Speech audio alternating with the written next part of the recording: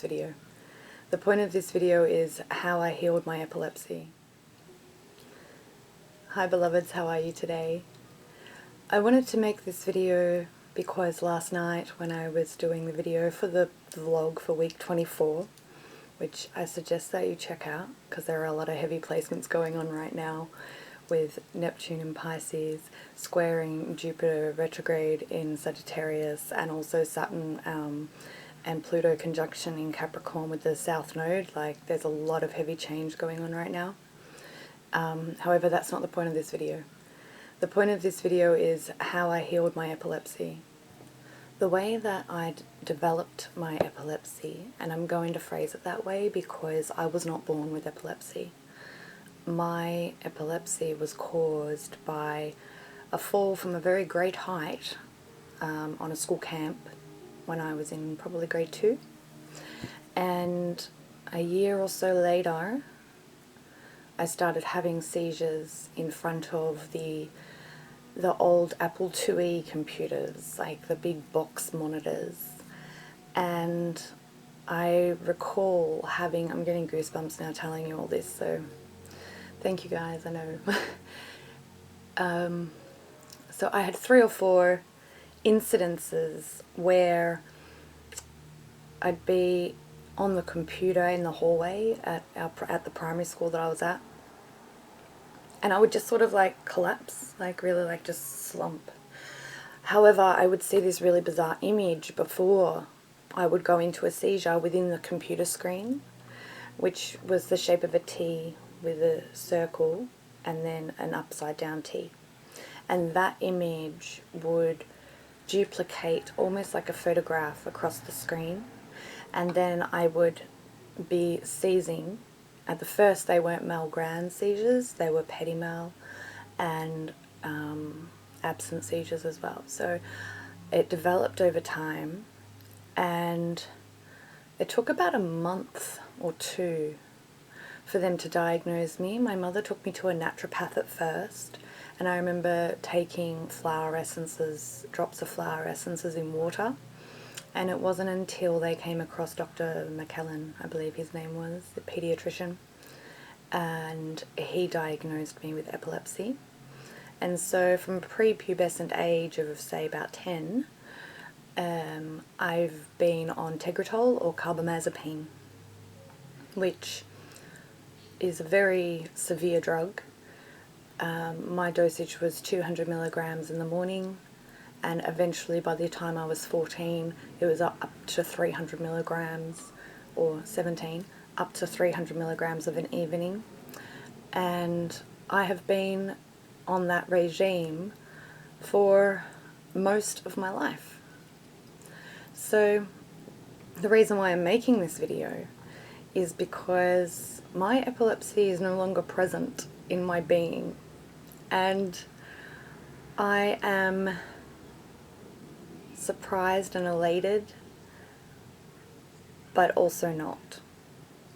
So when I had my spiritual awakening in June of May, it was towards the end of April when like the astral travel started. It was February of 2017 when the prophetic dreams came in and started for me.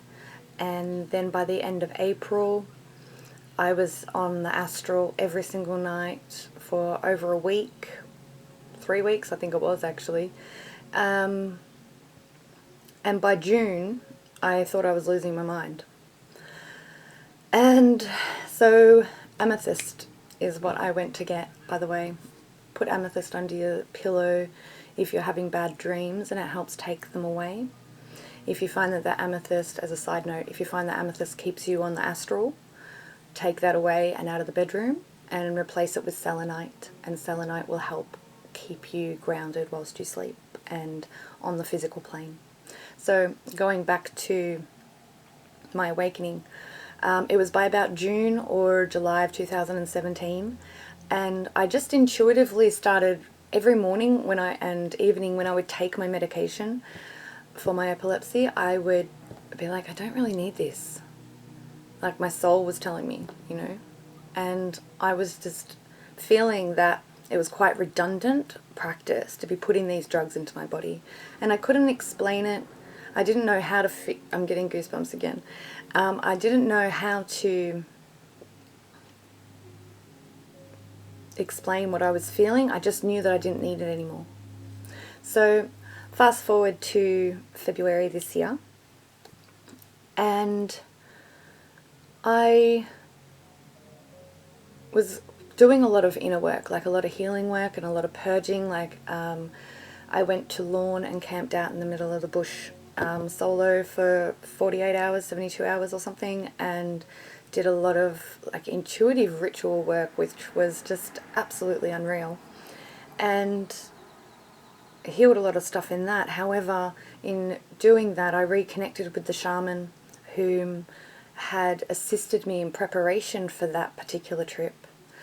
And I reconnected with him towards the end of Pisces season, because I knew we were starting the new zodiac calendar, coming into Aries season, and I was feeling like it was time to level up. It was time to level up again, and I contacted him and arranged to have a shamanic rebirth. And at the time, I did it because, yes, I knew I had a lot of trauma to heal and a lot of wounds that I wanted to clear, as so they weren't being brought into this new year. However, my epilepsy wasn't really even in my thought processes at the time. So I would like to shout out to that lovely shaman, Dancing Earth. If you see this, I am so thankful that you came into my reality. I am so gracious, and I love you unconditionally. You are a savior. And yeah, sorry to idolize you like that, but you know what I mean, so namaste, brother. Yeah, so my beautiful friend assisted me in releasing all of this trauma. Oh my god, I'm getting upset just talking about it. Like, that's so weird.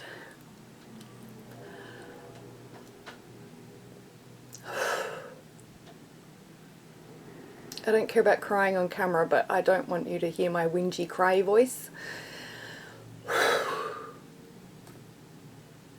So during the ritual, there are a lot of extractions of attachments.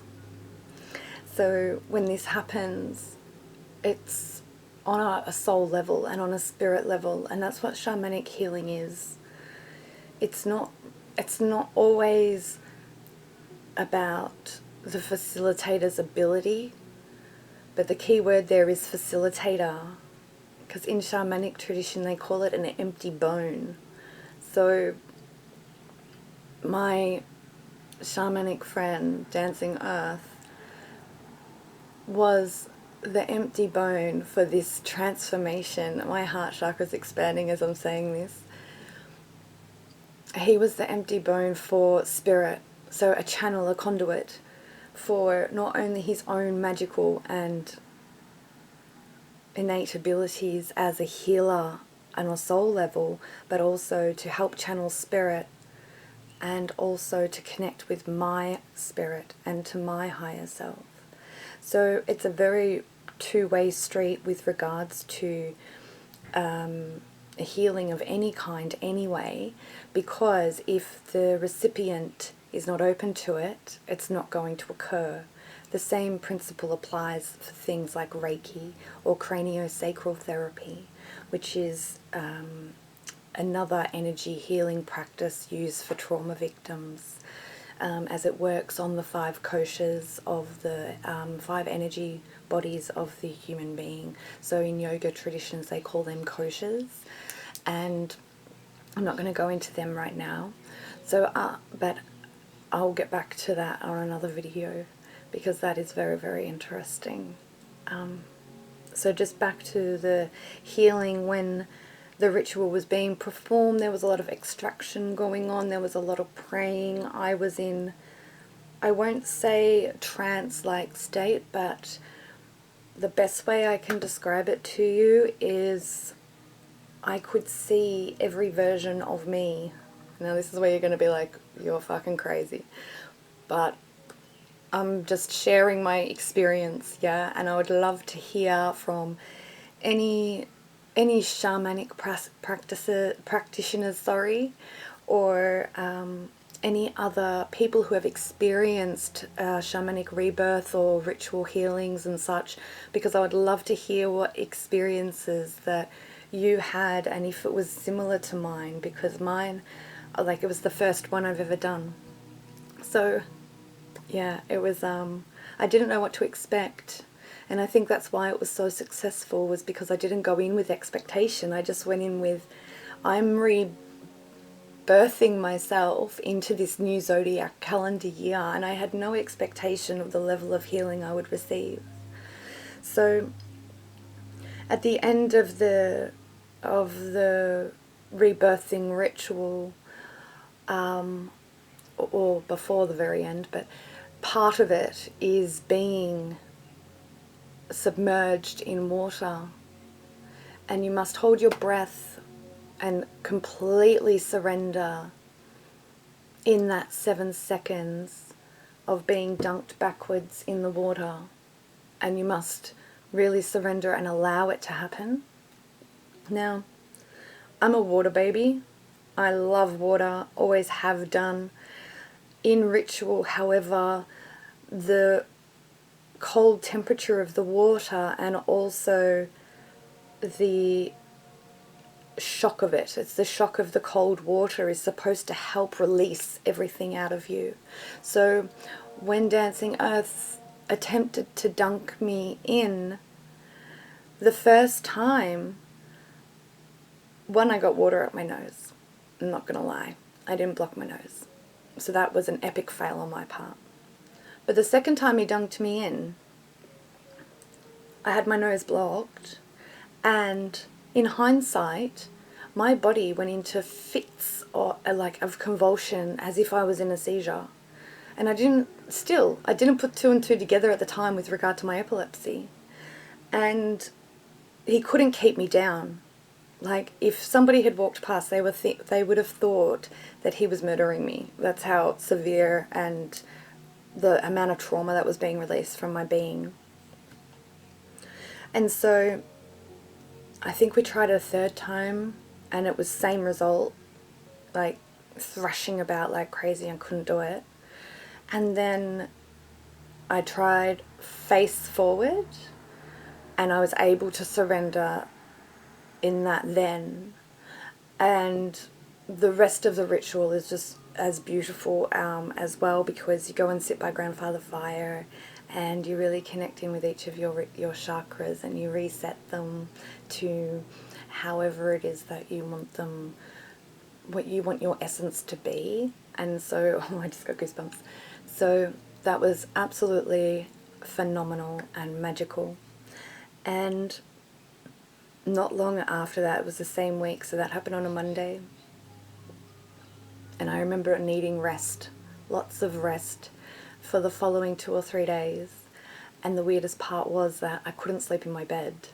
I wanted to sleep on the floor, like have my spine flat and straight. Like it was like a real rebirth, like you don't put a baby onto a pillow and into a bed, do you, when it's first born? Like, it sleeps with no pillow and just on the mattress of the cot. So it was very, very strange that my body was calling for this to me. So I just listened and did whatever I was guided to.